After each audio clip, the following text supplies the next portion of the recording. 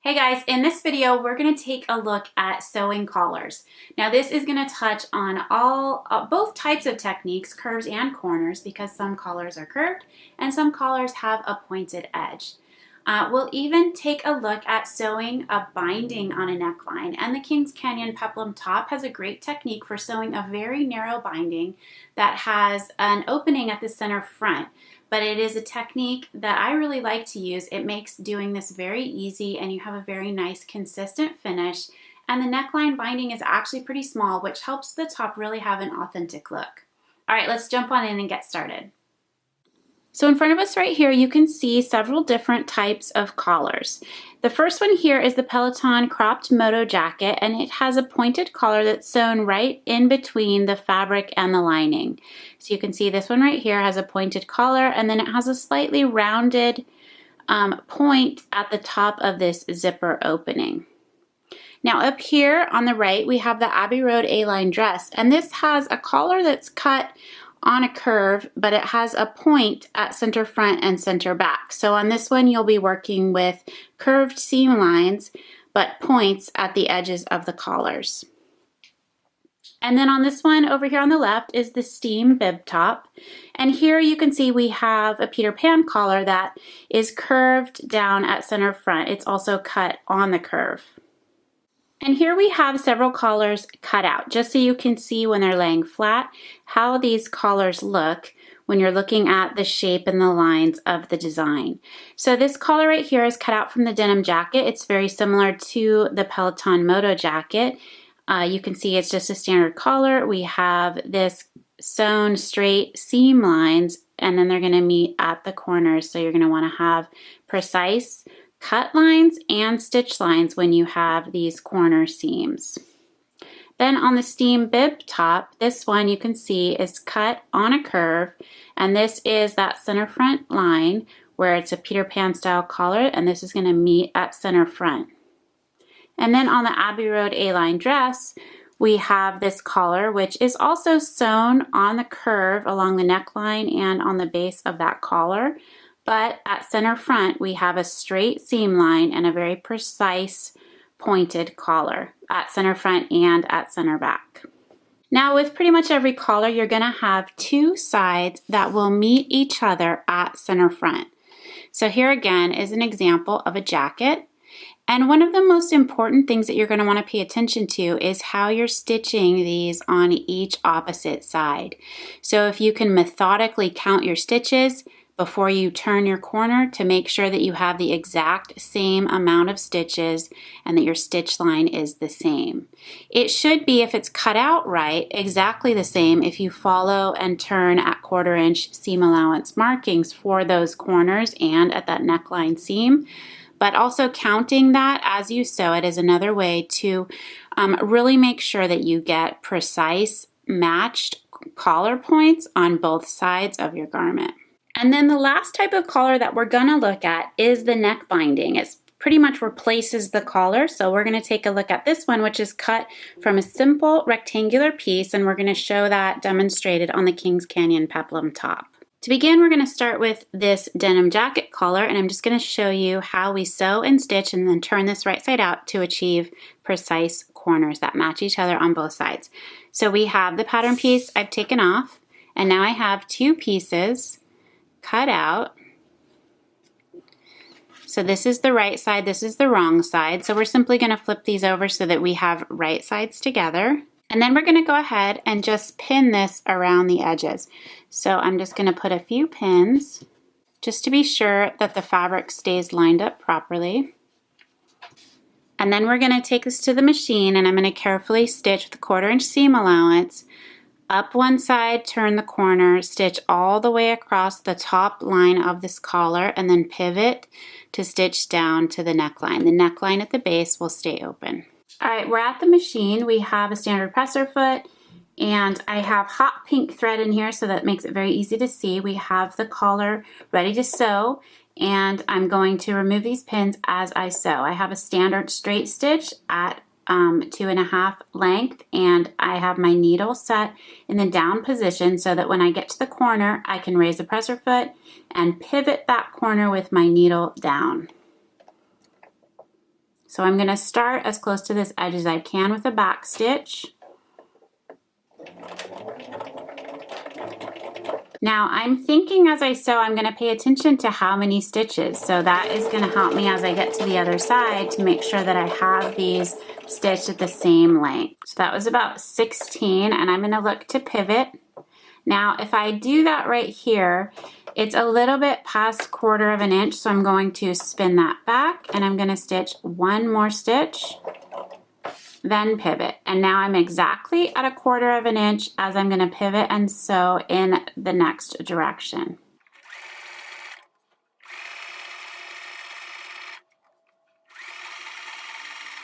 Now I'm going to do the same thing as I get to this corner. I want to check and make sure that I have this at a 1/4 inch seam allowance as I get close. So if I check it right here and I pivot, I'm extending a little bit past my 1/4 inch, and I'm going to just stitch one more. Now you could mark on there at your turn points with a marking pencil so that you can see that as you're sewing, which would be even easier if you had a presser foot that was clear or open so you could see your stitch line. So now I'm going to spin that again, and I am exactly at my 1/4 inch seam allowance, and I'm going to sew that now down back to this open neckline edge. And then when I get down at the base, I'm going to make sure I back stitch here as well.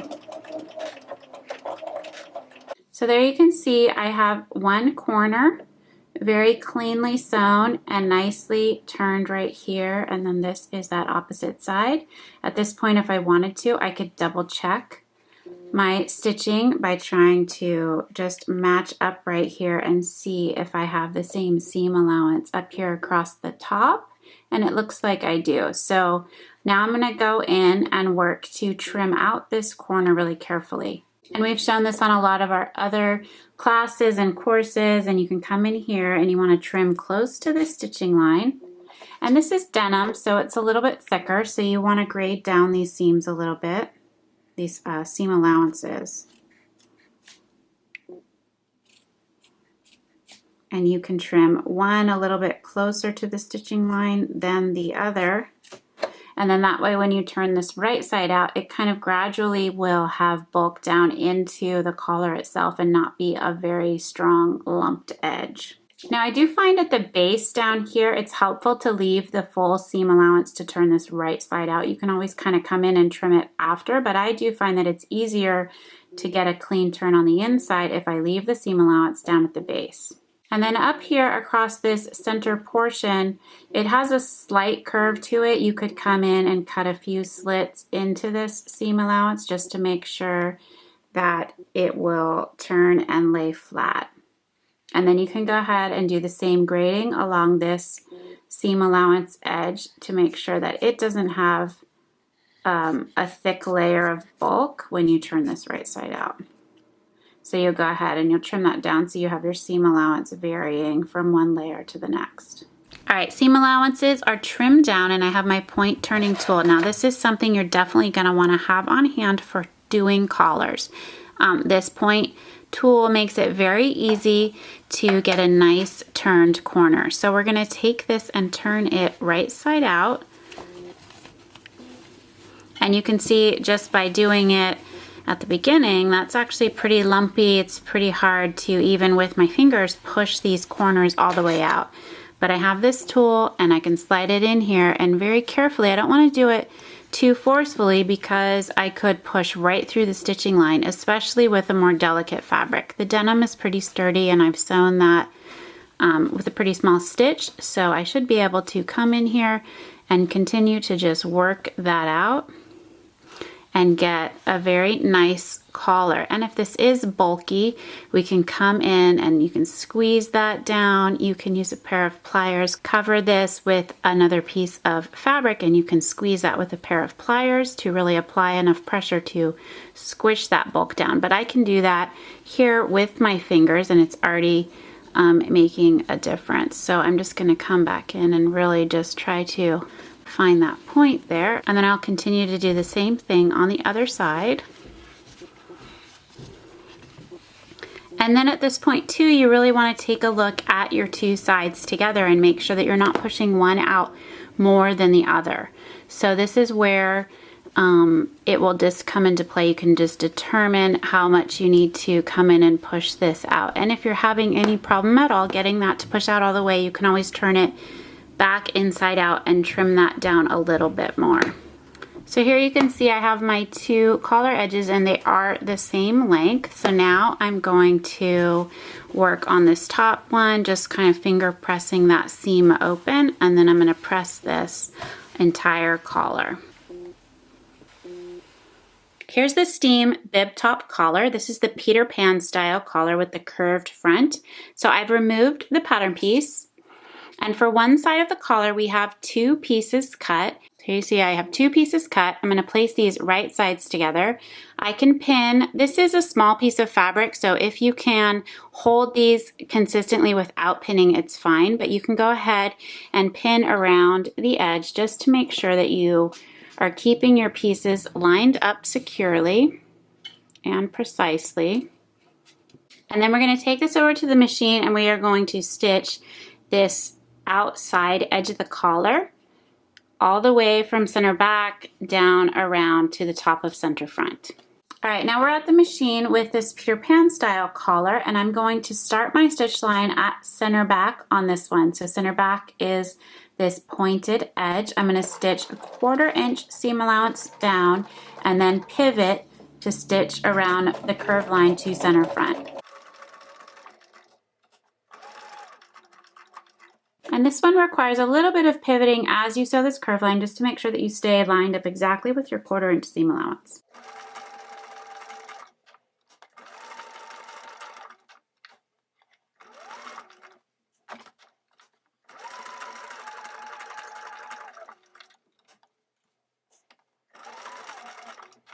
So the most important part that I'm looking at is right at this edge next to my stitch line. That is where I want to make sure I'm at a 1/4 inch. Out here, because of the curve, it's not going to line up with my 1/4 inch seam allowance marking at the front edge of this throat plate. It's going to line up back here at the edge of my presser foot.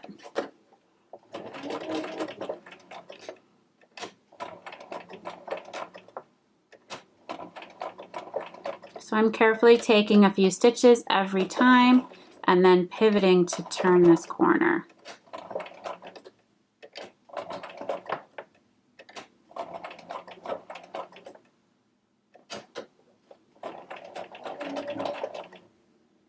And then once I get to center front, it will straighten out.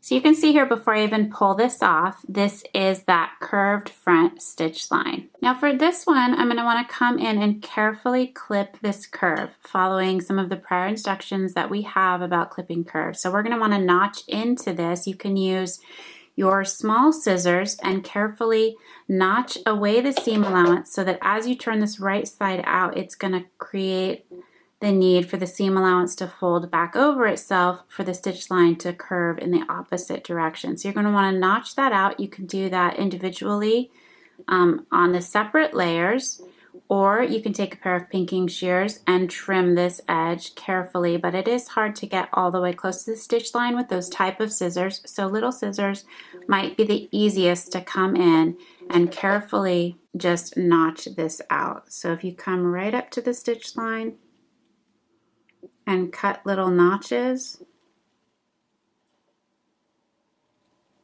And I find it's easiest to cut my notches first, and then if I want to come back and just trim them down even more, I do it after. And then I have a little bit more seam allowance to work with.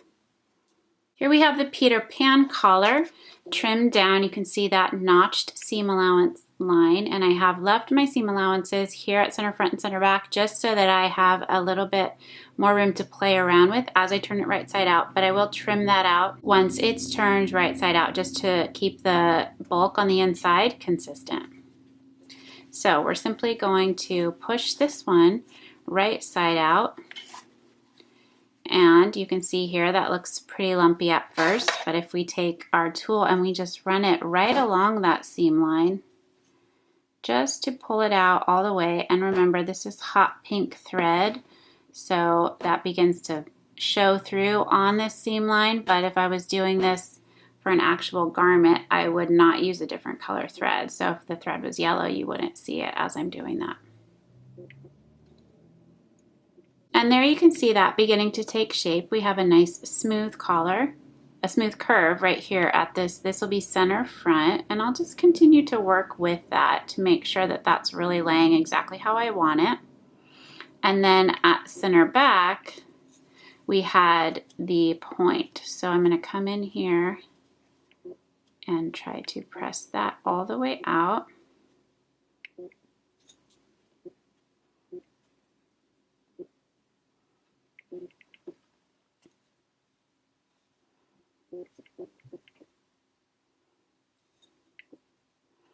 And there we have a pointed edge for center back. And again, I can press this down with my fingers or a pair of pliers to really just squish that seam allowance bulk into place and really give it the shape that I want. And then along this part, I'm going to finger press that to really pull that open all the way. And then we'll finish this off by pressing the whole entire seam line on this collar. And here we have the Abbey Road dress collar, and this one is that curved collar with the pointed edges at center front and center back. So we have this one set for one side. We have two pieces, and these are right sides together. So we're going to go ahead, the same as the Peter Pan collar, pin this and take this over to the machine. So with the needle in the down position, I'm going to start from either center front or center back, stitch down, stitch around the curve, and stitch back up the other side. So we'll pivot carefully at the corners, being really careful to watch for 1/4 inch seam allowances on both sides. And then when you repeat for your second side of your collar, you're just going to want to make sure that you have done the same amount of stitches from the top to the bottom at center front and center back, so that you have collar lines that match each other when they're turned right side out.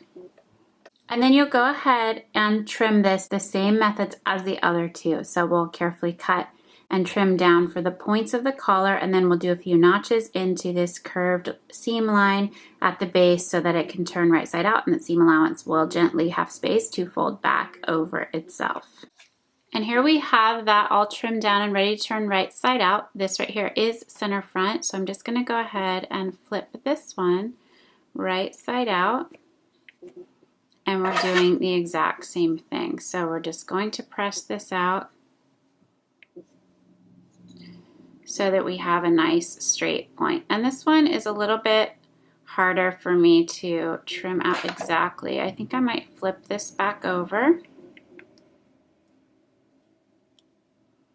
and look at my seam allowance and just trim this down a little bit more, just to make sure that I have the bulk out of the way.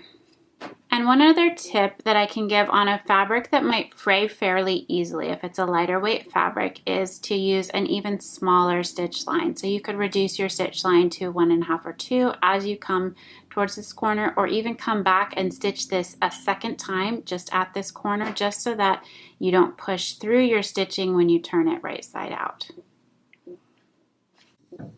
So we're going to go ahead and use our tool and just continue to turn this one right side out, and then we will finish this one off by pressing it just like the others. And then you would go ahead with your open edges and just baste these seam allowances together, just to work on your next steps of construction and following the instructions in the patterns for assembling the collars into the garment.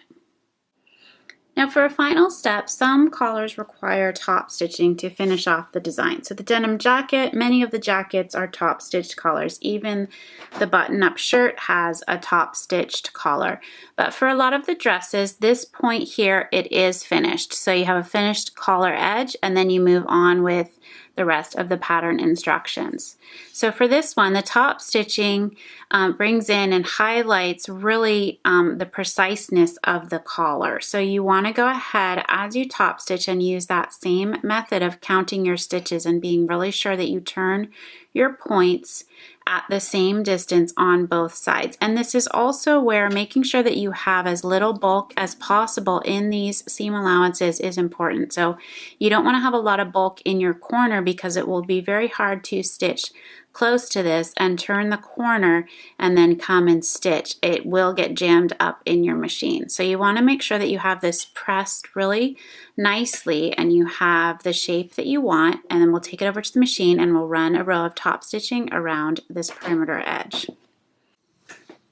All right, I'm at the machine. I have this set still at a straight stitch. I've increased my stitch length a little bit. It's at a 3. It makes it a little bit easier for me to control what I'm doing as I come up to these edges.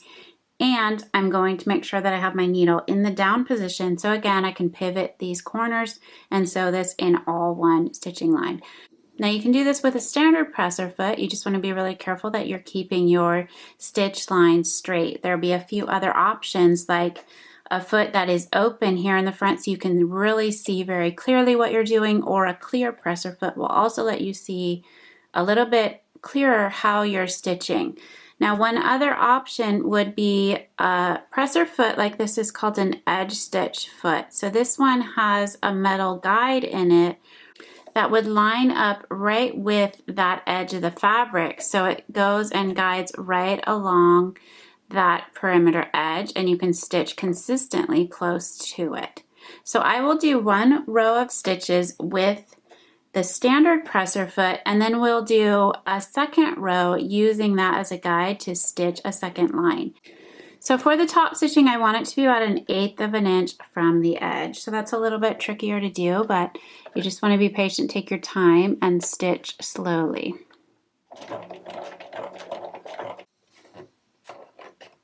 Now this is already having a hard time, so I have these threads behind me gripped in my hand so I can kind of pull as I start to stitch. And there it goes, it's sliding back and I can see that stitching. And so I'm just trying to keep this lined up with this interior line on my presser foot so that I'm stitching a straight line until I get to this corner. And again, you can see here how it's actually really hard for me to see my prior stitching line or what I'm coming close to. I really can't gauge if I'm stitching a straight line here at all.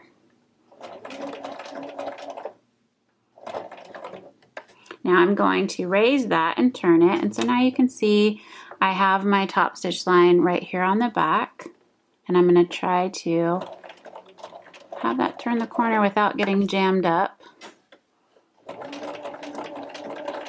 And that looked like it went through pretty good. So now I'm going to continue to come down this line.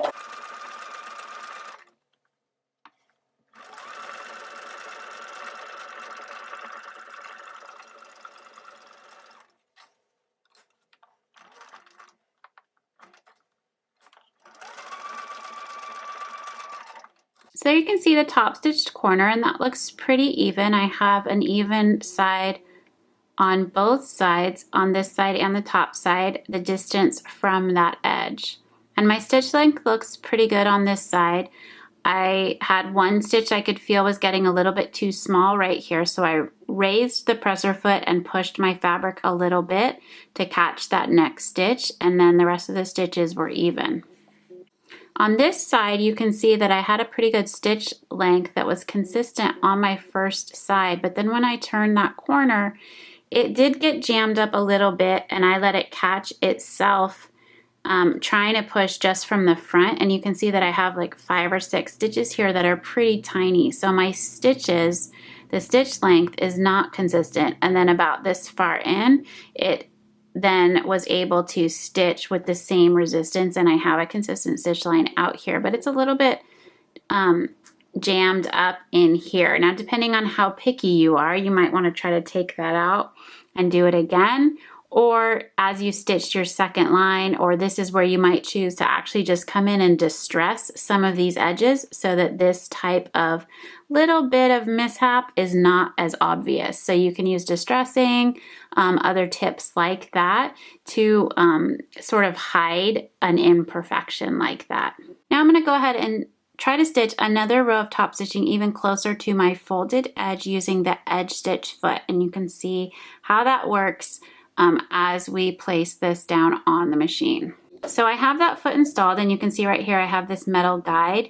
Now for this one, I'm going to push my needle all the way as close to that as I can, And as I slide this in, this is going to come down. You can see that coming down right next to my fabric. So my fabric fold edge is being guided along by this metal portion of this foot. And then I'm going to look at where the needle comes down and try to stitch right along that with the needle in the down position so that I can turn this corner as well.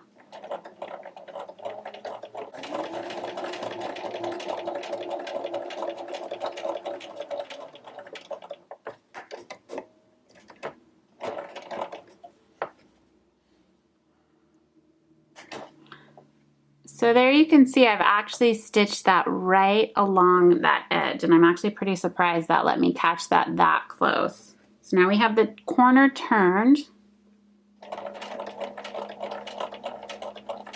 and that actually fed through fine. I didn't have any resistance at the back side of this.